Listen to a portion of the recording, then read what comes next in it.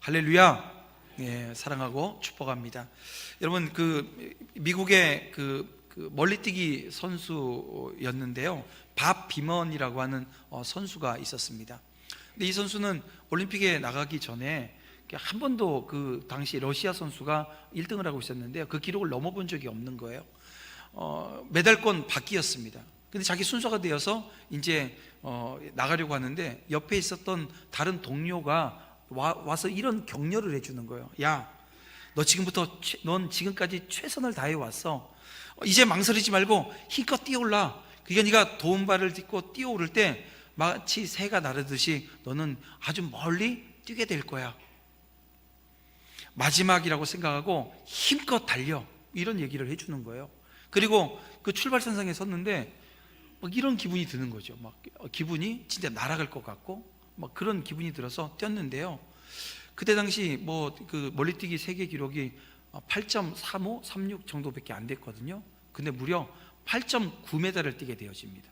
그러니까 한 번도 뛰어보지 않았는데 그걸 막 뛰어서 날아가듯이 진짜 뛰었어요. 그리고 이 기록이 올림픽에서 23년 동안 깨어지지 않는 기록이었습니다. 지금은 이제 깨어져서 몇 센치 더, 몇 미리 더 뛰어서 깨진 기록이라고 해요. 이 밥 비번을 옆에서 응원해줬고 격려해줬고, 근데 그 격려를 받은 그 선수가 자신이 한 번도 뛰어보지 못한, 그리고 이후에도 그 기록은 한 번도 뛰질 못해요. 그 일이 일어났는데, 여러분 보세요. 오늘 우리 삶에 주님이 함께 하십니다. 우리를 격려해 주세요. 패배의식을 갖고 포기하고 자기 고향으로 돌아가고 있었던 이 제자들에게 예수님께서 찾아가 주셔서 포기하지 않고 그들을 세워주시는 그 하나님의 은혜가 그들을 어떻게 했나요? 복음의 최전방에 서게 하신 은혜가 있었습니다. 그래서 오늘 이 시간, 오늘 우리가 주님이 나를 위로해 주셨고, 그 위로해 주신 그 위로가, 나를 격려해 주신 그 격려가 내게 있기에 우리 옆에 있는 사람들에게, 또 믿지 않는 사람들에게 함께 격려해서 믿음의 자리로 인도하는 은혜가 우리 가운데 있어야 될 줄 압니다. 오늘 우리 인사할 때 우리 옆에 있는 분들과 이렇게 인사했으면 좋겠습니다. 주님이 함께 하십니다. 그래서 모든 것이 가능합니다. 우리 옆에 있는 분들과 인사 한번 하겠습니다. 주님이 함께 하십니다. 예. 그래서 모든 것이 가능한 줄 압니다. 예. 오늘 우리가 주님이 함께 하시는 자리 함께 서야 됩니다. 우리 주님이 함께 하실 때 놀라운 은혜, 축복이 넘칩니다. 그래서 오늘 다윗, 하나님을 갈망하다 10번째 시간인데요, 회복, 갚아주시는 은혜로 라고 하는 제목으로 여러분들과 함께 말씀 나누길 원합니다. 다윗은 아무 죄가 없음에도 불구하고 이 사울에 의해서 쫓김을 받아요. 막 광야로 떠들면서 살아야 됐고요, 또 그 과정 중에 이 블레셋 수하가 되어집니다. 그래서 시글락에서 온갖 이 오역의 세월을 참고 견디는 자리에 서 있었습니다. 하지만 하나님께서는 그가 그 광야에서, 그리고 그 대적의 수하에 들어가 있을 그 때조차도 하나님 앞에 신실하게 서 있었던 이 다윗을 기억하셔요. 그래서 그 모든 모욕과 이 고생이 뭐로 바뀌게 하냐면 번영과 여러분 영광으로 갚아주시는 은혜를 다윗이 체험하게 되어집니다. 그래서 저는 오늘 이 시간 여러분들과 함께 읽은 이 본문 말씀을 통해서 갚아주시는 하나님의 은혜가 오늘 우리 가운데 어떻게 오게 되어지는지 여러분 함께 살펴보면서, 무엇을 어떻게 갚아주셔서 이 다윗을 회복케 하셨는지를 바라보면서 오늘 우리도 그 자리에 서는 은혜가 있기를 주님의 이름으로 축원함을 드립니다. 그 하나님의 갚아주심의 첫 번째는 이랬습니다. 광야에서의 고생을 갚아주시더라는 거예요. 다윗 당시에는 이랬습니다. 많은 자녀를 두는 것이 번영의 증거입니다. 근데요, 다윗 당시만이 아니고요, 지금도 마찬가지입니다. 우리가 아이를 안 낳으려고 하고 이런 시대를 살아가는데, 우리 교회 보니까 우리 젊은 가정들이 다 다복한 자녀들을 두고 있는 모습을 봐요. 축복이에요. 번영이 하나님께서 주시는 그 자리라고 하는 것을 우리는 기억하게 되어집니다. 비록 이 다윗이 경험한 이 번영은 나중에 오히려 다윗에게 큰 괴로움이 되어지고 어려움으로 안기는 모습을 우리는 보게 되어집니다. 왜냐하면 이 자녀들이 많았는데요, 이 자녀들이 이 권력 다툼을 하고 싸우는 과정 중에서 죽고 죽이는 그런 역사를 우리는 보게 되어집니다. 아마도 다윗은 왕가의 번영을 통해서 왕권 광화를 염두에 두고 많은 자녀를 두었을 거예요. 그래서 다윗의 처, 그리고 근데 또 첩, 그리고 첩 해가지고, 예, 어떤 뜻인지 다 아시죠? 제가 설명은 안 드려도 알 겁니다. 뭐 이렇게 오늘 보니까 첩까지 두었다, 뭐 이런 표현을 하고 있는 것을 보게 되어지면, 이 왕권 광화를 위해서 자녀를 많이 두는 게 유리했다, 뭐 이런 생각을 했을 거예요. 그리고 오늘 사무엘 저자는 그중 아들 11명의 이름을 지금 오늘 본문 가운데 열거합니다. 근데 여기 누구 이름이 있어요? 솔로몬의 이름이 적혀져 있습니다. 자, 이 솔로몬의 이름이 적혀져 있다라고 하는 것은 다윗도 하나님 앞에 죄를 범한 적이 있다라고 하는 것을 암시하는 것입니다. 그럼에도 그는 대부분 세월 동안 이 광야에서건 왕궁의 삶이건, 여러분, 다윗은 하나님을 의지했어요. 그분 앞에 정직하려고 최선을 다했던 모습을 우리는 기억합니다. 죄를 지적당했을 때는 죄를 자복해요, 회개해요. 또 하나님께서 주신 징계라고 한다면 그 징계를 달게 받는 다윗의 모습을 오늘 우리는 보게 되어집니다. 그래서 다윗이 번영을 이루었던 거예요. 뭐 실수하지 않았고 잘못을 범하지 않았던 게 아닙니다. 다윗의 번영은 그런 과정을 통해서 이루어졌던 거예요. 그리고 그 하나님께서 이 다윗과 약속하신 이 언약은 그 자손들, 그 후손들이 왕위를 쭉 이어나가는 그 분열 왕국 시대에도 여전히 약속이 유효한 모습들을 우리는 보게 되어집니다. 저는 이 짧은 다윗이 다윗의 광야에서의 생활을 갚아주시는 하나님의 은혜가 이 자녀들의 이름이 기록되어진 이 장면 속에서도 여러분 그것을 발견하게 되어집니다. 뭘 발견하냐면 하나님의 이 선택의 섭리를 발견해요. 왜냐하면 좀 전에도 말씀드렸지만 이 솔로몬이 이 다윗의 왕위를 잇잖아요. 그런데 몇 번째입니까? 한참 뒤에 있는 아들입니다.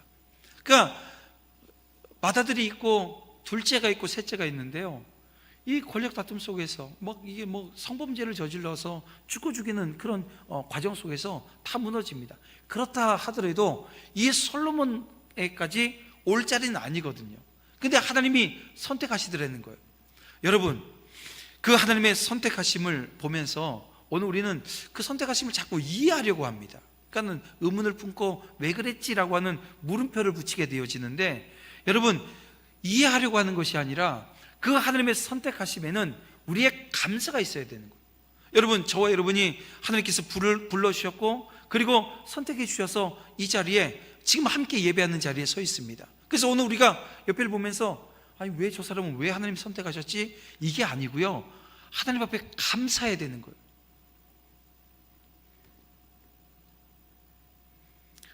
하나님의 섭리에 감사하는 것, 이게 바로 선택받은 자들이 해야 될 모습이라는 것입니다.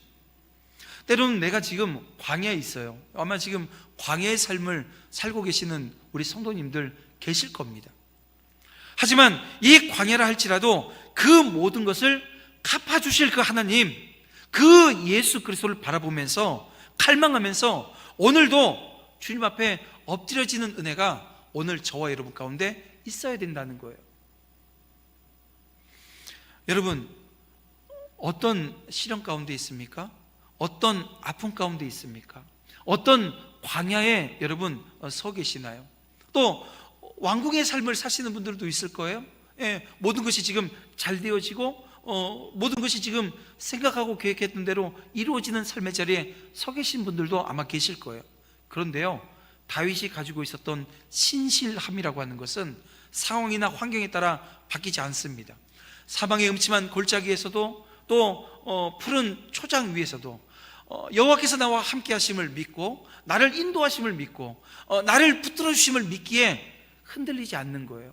그럴 때 하나님께서는 오늘 다윗에게 놀라운 축복으로 이 번영으로 갚아주셨던 것처럼 오늘 우리의 삶에 놀라운 은혜가 넘치게 될 줄 여러분 믿으시길 바랍니다.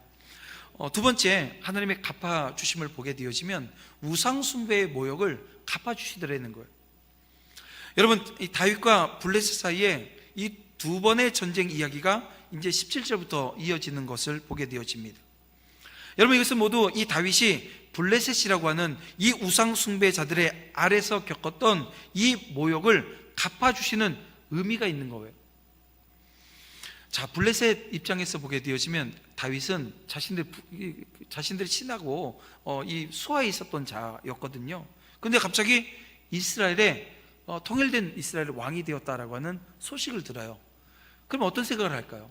이 다윗이 가지고 있었던 용맹이나 다윗이 가지고 있었던 그 능력 이런 것들 보게 되어지면, 그러니까 이들은 지금 다윗의 배후에 하나님이 계신다, 하나님이 함께 하신다라고 하는 걸 몰라요. 그러니까 단지 다윗을 놓고 보게 되어지면, 다윗이 더 강성해지고 다윗이 더 부해지게 되어지면 문제가 생길 것 같으니까 싹을 자르는 게 맞겠다 싶었던 것 같아요. 그래서 그들이 르바임 골짜기 가득 메울 정도로 큰 군사를 이끌고 모이게 되어집니다. 그렇습니다. 이 다윗이 통일 왕국의 이 왕노릇 하는 것이 어떻게 보면 그들에게 반역 행위였고 그대로 방치해서는 안 될 일이었습니다. 이스라엘이 강해진다라고 하는 것은 블레셋 입장에서 보게 되어지면 가장 큰 위협이 되는 일이었기 때문에 그래요. 그래서 그들은 다윗이 번성하기 전에 이 다윗의 국력이 더 강해지기 전에 짓밟으려고 합니다. 그래서 공격해오는 거예요. 근데 여러분, 이 일이 오늘 우리가 신앙생활에 나가는 이 영적 세계 속에 동일하게 적용되어진다는 겁니다. 세상의 이 불신자들 그리고 그 사단은 그래요. 오늘 성도가, 오늘 우리 교회가 좀 더 번성하고 강해지는 것 좋아할까요? 싫어합니다. 그러니까 우린 따라가는 길이니까 너희들 번성하더라도, 너희들이 잘 되더라도 우린 상관없어, 이러지 않는다는 거예요. 미워해요. 사단에 속해 있기 때문에 미워할 수밖에 없습니다. 사실 성도가 번영하고 강성해지면 사단의 입장에선 그만큼 그들의 입지가 좁아지는 것이거든요. 그래서 성도가 번성하고 강해지는 것 원하지 않습니다. 막으려고 합니다. 그래서 어떻게든 틈이 보이면 그 틈을 찾고 들어와서 넘어뜨려 놓는 거예요. 그래서 우리가 원치 않는 고난을 우리가 이 세상 살아나가면서 당할 때가 있습니다. 그래서 시편 37편 12절에서 어떤 얘기를 합니까? 악인이 의인치기를 꾀하고 그를 향하여 그의 일을 간다고 말씀하고 지금 하고 있거든요. 여러분, 그래요. 세상 사람들은 교회가 약할 때에는 어떻게 할까요? 핍박합니다. 멸시합니다. 그럼 교회가 강해지고 부흥해요. 그러면요, 시기해요. 그래서 어찌하든 교회의 흠을 잡고 비난하고 교회가 번영하는 것을 회방합니다. 여러분, 세상 사람들은 성도들이 이 자신들의 종이 되어지기를 원해요. 결코 주인 되어지는 것을 원하지 않습니다. 그래서 여러분, 그 동성애를 합법화시키려고 하는 그 시도들이요, 그냥 인권적인 측면에서 하는 거다, 여러분 그렇게 보시면 안 됩니다.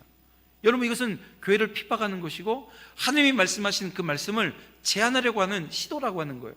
우리가 그걸 꿰뚫어 볼 수 있어야 됩니다. 성도가 하나님의 은혜로 번성하고 강성해지는 것을 막기 위한 하나의 방편으로 그것을 사용하고 있다가 여러분 이렇게 보셔야 됩니다. 그리스도께서 공생애를 시작하셨을 때 사단이 이 그리스도를 넘어뜨리기 위해서 시험했던 것 여러분 다 아시죠? 또 바울이 복음을 들고 세계 선교사로 첫 발을 내딛고 나아갈 때 그 사역을 회방했던 것, 이 사단에게 사로잡힌 무당이었던 것을 우리 사도행전을 통해서 보게 되어집니다. 심지어 기독교가 이방 세계에서 인기를 얻게 되어졌을 때 유대인들을 통해서 그 기세를 막으려고 했던 그 내용들을 우리는 사도행전을 읽으면 우리는 보게 되어집니다. 그래서 여러분, 하나님의 은혜로 오늘 우리가 강해질 때 내가 지금 좀 더 나은 그 삶의 자리로, 그 신앙의 자리로 이 공동체가 커지게 되어질 때 우리는 어떻게 되냐면 조심해야 됩니다. 경계해야 됩니다. 왜요?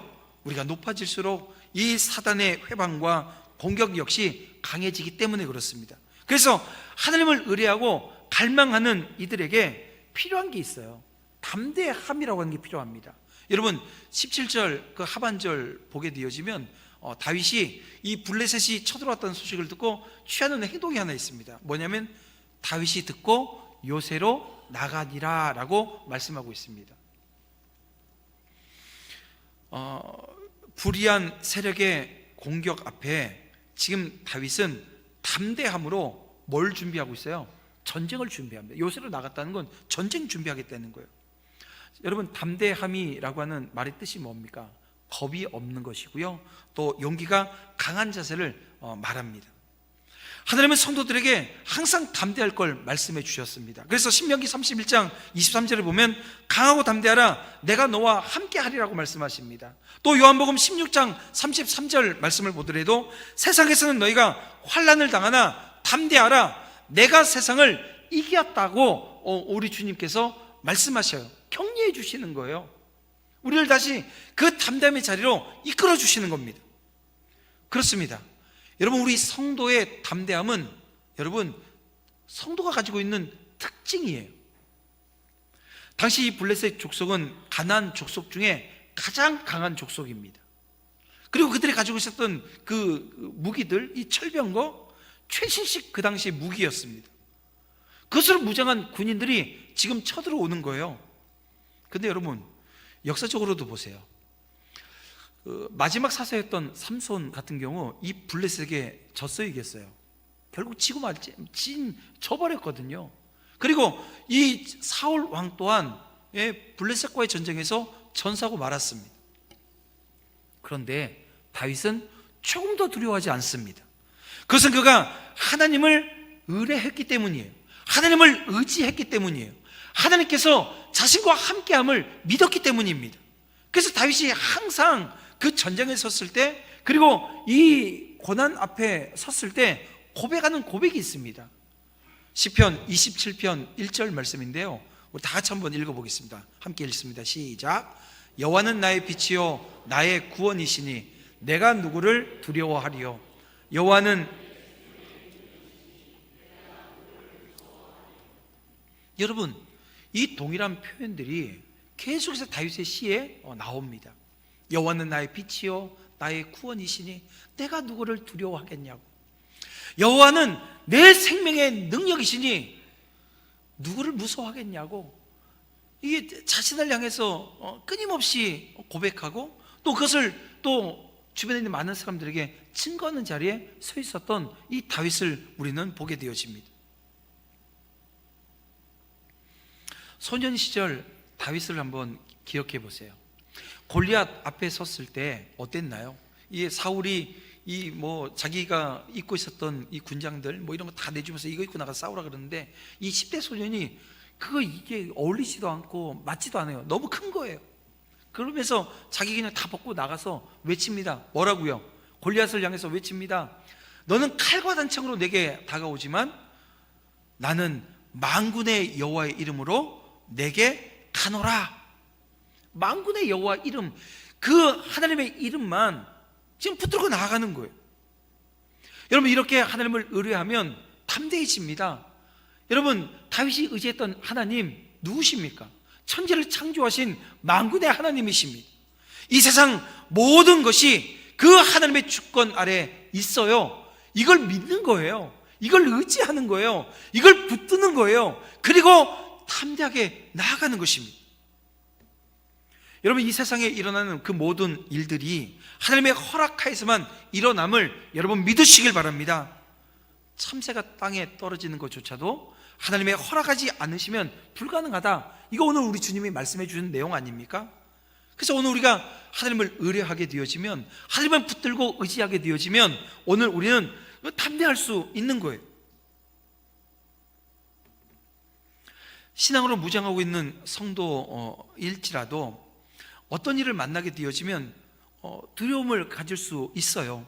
하지만 두려움을 가지지 않는 이유가 하나님이 나와 함께 하시기 때문입니다. 여러분 사도 바울이 이런 고백을 합니다. 고린도후서 4장 8절에서 우리가 사방으로 우겨쌈을 당하여도 쌓이지 아니하며 답답한 일을 당하여도 낙심하지 않는다 고백을 해요. 여러분, 이 바울이 복음 전하는 세계 선교사 역할을 감당한 거 아닙니까? 그 선교사 사명을 감당하면서 얼마나 많은 시련들이 있었습니까? 몇 번의 죽을 고비를 넘기고요, 환경적으로도 아주 빈약한 가운데 복음 들고 전하고 있었는데 이런 고백을 하는 거예요. 우겨쌈 당하지 않는데요, 낙심하지도 않는데요. 왜요? 하나님께서 함께 하시기 때문이에요. 이것이 바로 오늘 우리 성도들, 우리 그리스도인들이 가지고 있는 특징입니다. 그러면 이 담대함이라고 하는 이 개념의 반대는 뭘까요? 두려움이고 비굴함입니다. 담대치 못한 사람은 사단의 공격이 이렇게 임하게 되어지면 비굴할 수밖에 없어요. 또 세상에 이 불의와 권세, 타협할 가능성이 높습니다. 여러분, 초대교회 상황을 한번 떠올려 보면 그렇습니다. 로마의 핍박이요, 엄청 났거든요. 엄청 났어요. 근데 그때 그 신앙을 지키기 위해서 그 신앙의 자리에 온전히 서기 위해서 자신의 삶을 포기하고 그리고 땅을 파고 땅 안으로 들어가 생활했던, 근데 거기를 보면 그 수천 명이 그 안에 살았을 거라고 하는 내용들을 우리는 보게 되어집니다. 그런데 그 순간 그 상황에서 신앙을 버리고 로마 제국의 위기에 굴복했던 사람들도 있어요. 그래서 히브리서 같은 경우는 그 굴복하려고 하는, 흔들리고 있는 거죠. 막 요동치고 있는 사람들에게 이야기하는 거예요. 우리 그리스도가 어떤 분이신지, 천사보다 우월하시고 대제사장보다도 우월하시고 그 이스라엘 민족의 영도자였던 이 모세보다 우월하신 예수 그리스도를 다시 한번 소개합니다. 여러분, 십자가에서 죽으신 그 주님이 오늘 우리에게 생명 주셨어요. 이 생명 주셨는데 환경에 의해서 그 생명을 빼앗긴다고 한다면 이 사단이 오늘 우리가 번성하고 오늘 우리가 잘 되어져 나갈 때 오늘 우리에게 유혹하거든요. 야, 너 계속 그 길로 가. 너 그 길로 계속 가면 더 많은 것 얻을 수 있어. 여러분, 그 자리로 우리를 막 끌고 가는 거예요. 근데 그때 노 하는 거죠. 아니야 라고 단호하게 얘기할 수 있는 것, 이건 여러분 오늘 우리가 성도이기에, 그리스도인이기에 주님이 주신 담대함이 오늘 우리에게 있기에 가능한 겁니다. 주님이 함께 하심을 믿는 그 자리에서 오늘 우리에게 주어진 놀라운 은혜고 축복입니다. 그렇습니다. 이 다윗의 담대함이라고 하는 것은 그 하나님의 능력을 힘입는 것이었어요. 그래서 하나님의 능력을 힘입으려면 어떻게 해야 되죠? 오늘 본문에 보니까 다윗은 기도해요. 하나님 앞에 엎드립니다. 하나님께 묻습니다. 그리고 하나님께서는 답을 주세요. 5장 19절, 올라가라, 내가 반드시 블레셋 사람을 내 손에 넘기리라. 하나님을 의뢰했던, 하나님을 의지했던 다윗에게 하나님은 승리가 보장되어진 싸움을 허락하십니다. 그런데 여러분, 우리도 마찬가지라는 거예요. 오늘 우리의 영적 싸움도 더욱 그 승리가 보장되어져 있어요. 왠지 아세요? 그리스도께서 이미 이 사단의 이 죄와 이 사망의 권세를 깨뜨리셨기 때문입니다. 전쟁의 승리라고 하는 것, 여러분, 뭐 옛날이나 지금이나 똑같습니다. 그 세력이 강하냐 약하냐 여기 달려 있는 거예요. 강함이 약함을 이기지요? 근데 우리는 보세요. 우리는 어떻습니까? 우린 강합니까? 약합니까? 때로는 강하고 때로는 약해요. 근데 주님이 우리에게 주신 말씀이 뭡니까? 우리는 약한데 주님의 강함을 덧입게 되어지면 승리한다는 거예요. 이긴다는 거예요. 약함이 강함되어지는, 그래서 오늘 우리가 없는데 있는 자들을 부끄럽게 해요. 내가 가지지 못했는데 가진 자들을 부끄럽게 한다고. 세상 사람들은 우리가 가진 것을 미련하다 얘기하는데 그것이 하나님의 지혜가 되어지는 은혜가 있다는 거예요. 그리스도의 강함이, 그것이 절대적인 것입니다. 그리고 그 승리라고 하는 것은 근본적인 것입니다. 여러분, 주님이 이 세상 오시기 전과 후는 너무나도 다릅니다. 그리스도께서 오시기 전엔 어땠나요? 사단이 권세를 쥐고 있어요. 막강했습니다. 그 죄와 사망을 이길 자는 여호와 하나님께 선택되어진 소수였어요.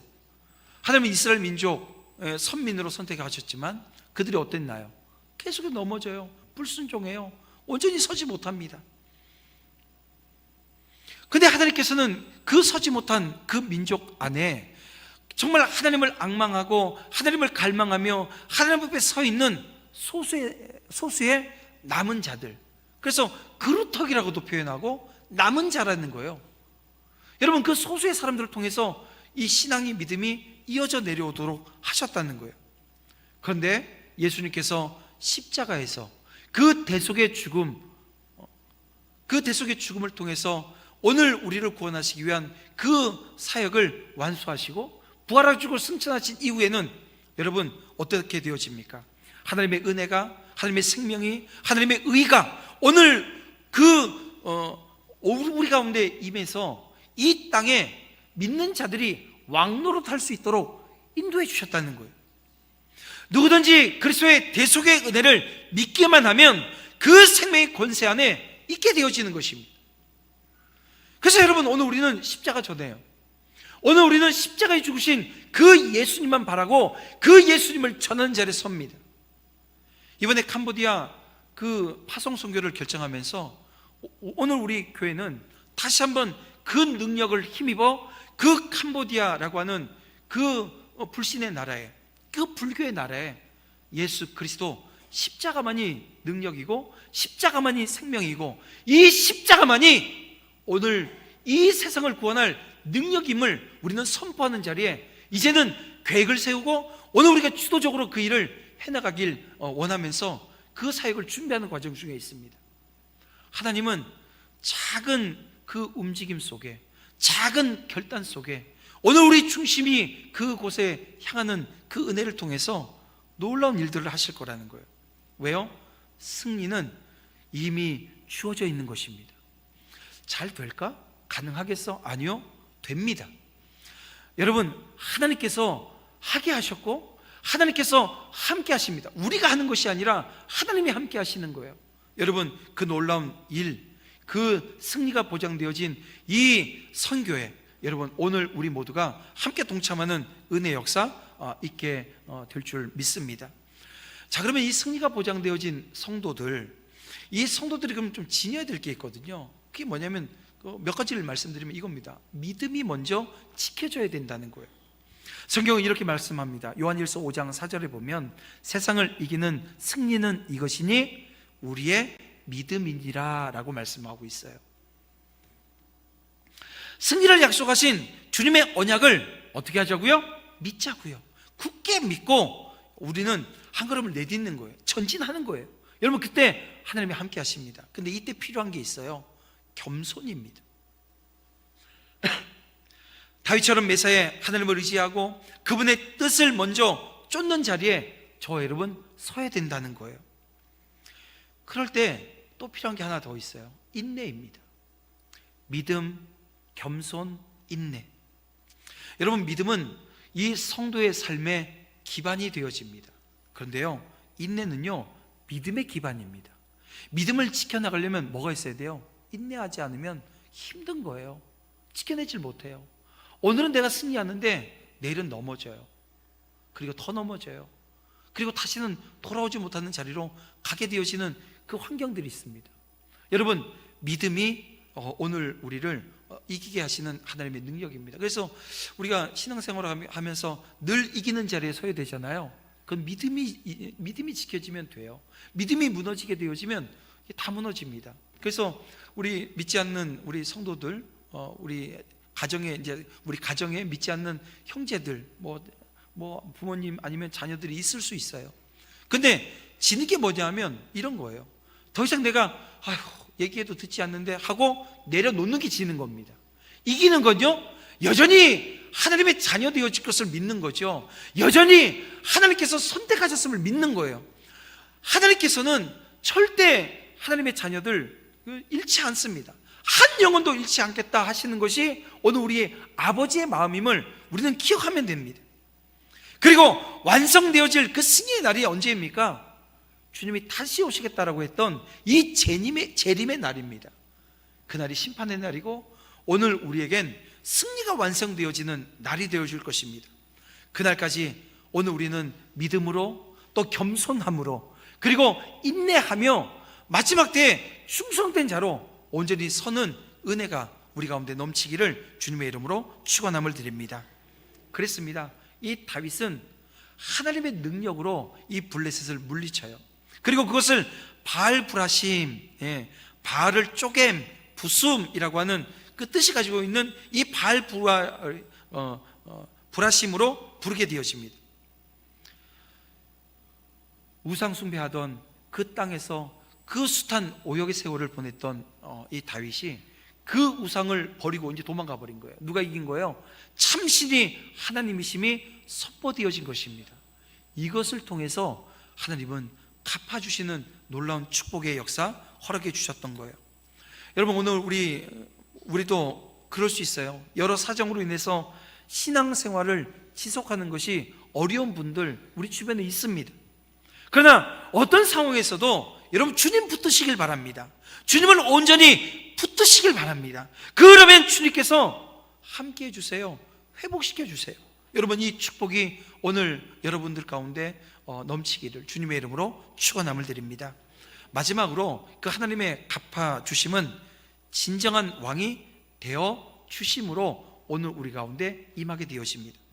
다윗이 이스라엘의 통일 왕국의 왕이 되었죠. 근데 다윗은 어떤 고백을 하나요? 이 나라의 왕이 누구시라고요? 여호와 하나님이심을 고백합니다. 여러분, 오늘 우리 인생에 내가 주인 되어지는 그런 삶이 아니었으면 좋겠어요. 여러분, 내가 사는 나를 통해서 이루실 그 하나님의 나라 킹덤입니다. 그 하나님의 나라를 여러분 그 통치를 경험하는 저와 여러분 되어지길 원하고요. 또 우리 이 공동체 또한 마찬가지입니다. 이 공동체의 주인 되시고 왕이신 분은 하나님이십니다. 그래서 오늘 우리가 성경을 읽으면서 깨닫게 되어지는 내용은 뭐냐면 나는 죽는 거예요. 예수가 사는 삶의 자리, 그 예수님이 오늘 우리의 진정한 왕으로 오셔서 그 왕되심을 오늘 우리가 기억하고 고백하는 그 자리에 서야 되는 것입니다. 다시 블레셋이 쳐들어와요. 또 다윗은 여호와께 여쭙니다.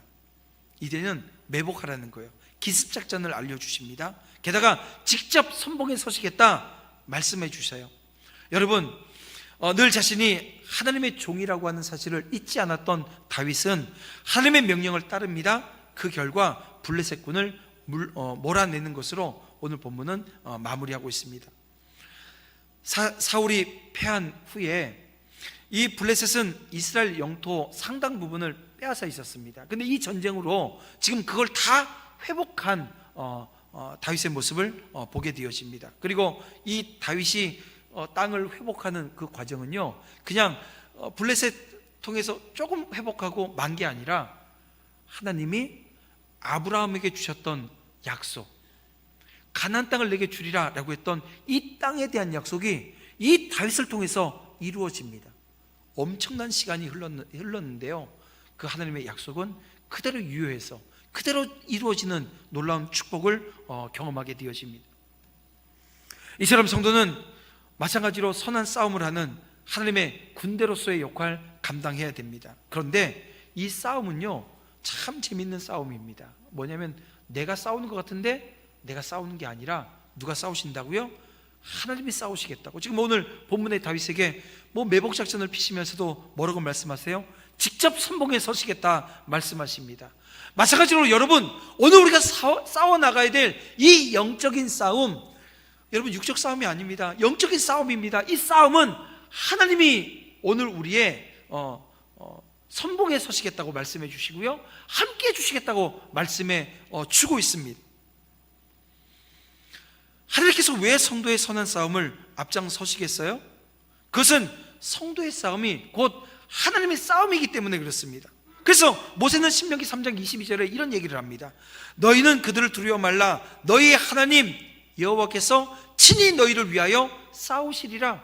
그냥 어떤 한 구절에서 한 번 말씀하고 마신 게 아니고요, 계속되어진 약속의 말씀을 우리에게 주세요. 우리는 그걸 믿고 붙들어야 됩니다.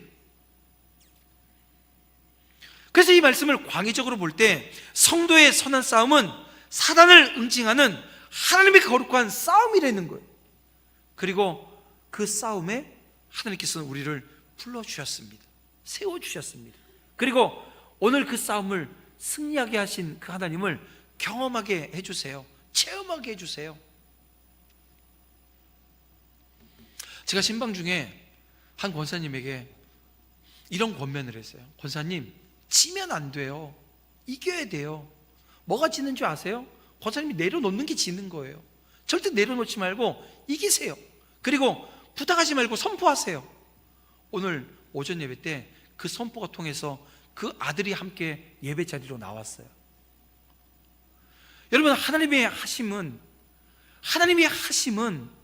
우리가 인간이 어떻게 제한할 수 없는 일입니다.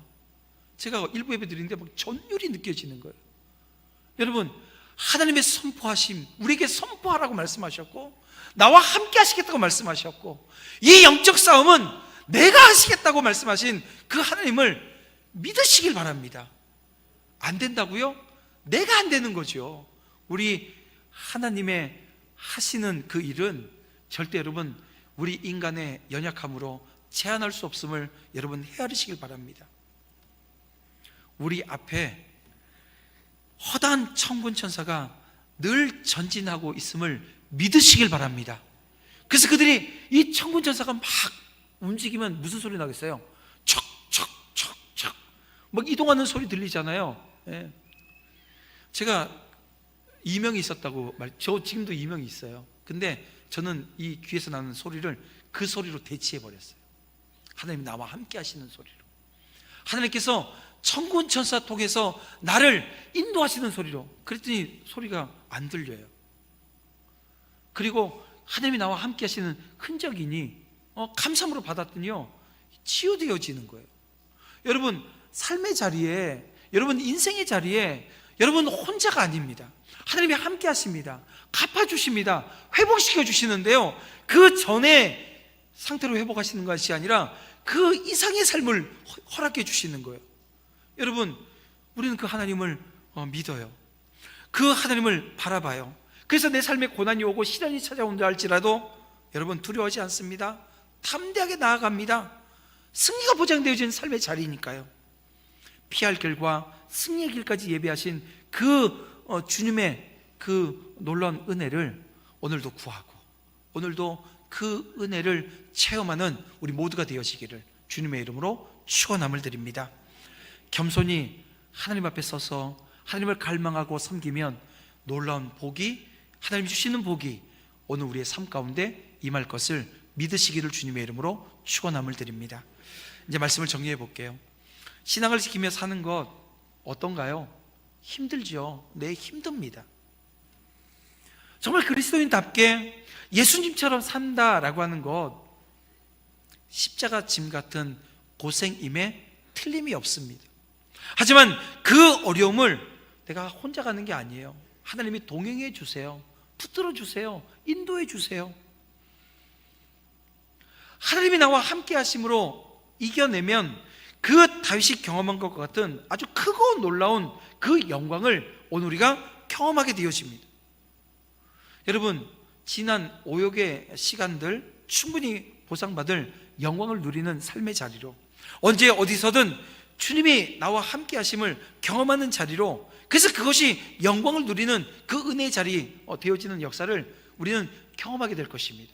이제 다시 시작되어진 한 주간 여러분, 하나님이 갚아주시는 은혜가 내게 있음을 기억하고 나와 함께 하시는 하나님, 승리 주시는 그 하나님이 내게 나를 지금도 붙들고 계심을 믿는 믿음의 자리에서 믿음으로, 겸손으로, 인내로, 무엇보다도 담대함으로 오늘 나를 인도하시는 그 하나님 앞에 나를 택하신 하나님의 택하심이 얼마나 감사한지요? 그 감사로 여는 그 한 주간의 삶 되어지시기를 주님의 이름으로 축원함을 드립니다.